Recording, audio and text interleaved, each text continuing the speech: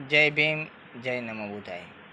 જે ભાજપ જનતા પાર્ટીના નેતા મોરબીની અંદર જે ચૂંટણીની અંદર ચેલેન્જ આપેલી છે ગોપાલભાઈ ઇટાલિયાને, તો એ ભાજપના જે નેતા છે એ અત્યારે શું બોલે છે એ તમને નહીં સમજાતું હોય, પણ મને થોડીક અનુભવ થયો.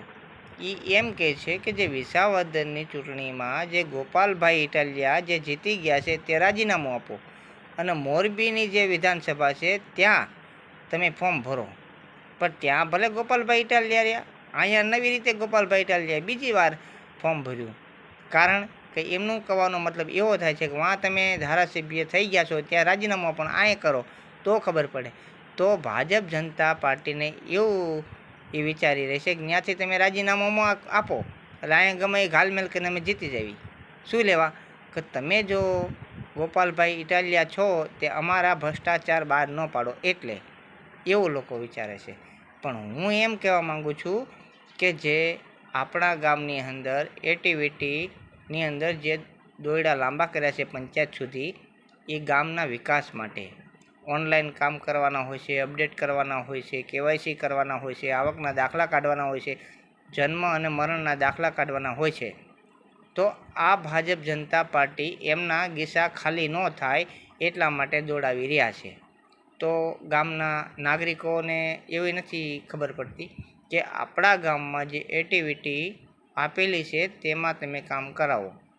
હવે જે પંચાયતની જે ધારાધોરણ મુજબ છે જે ફી લેવાની એ તો લેવાની જ હોય છે, પણ જે વધુની ધારાધોરણ મુજબની જે વધુની ફી લે છે એની સામે તમે આક્રોશ કરો, અથવા અત્યારે આધુનિક યુગ છે, ટીવી, ફોન અથવા નેટ ઉપર ચાલનારી યુગ છે, તો તમે સરકારની સામે વાંધો ઉઠાવી શકો છો કોઈ પણ પ્રશ્નનો.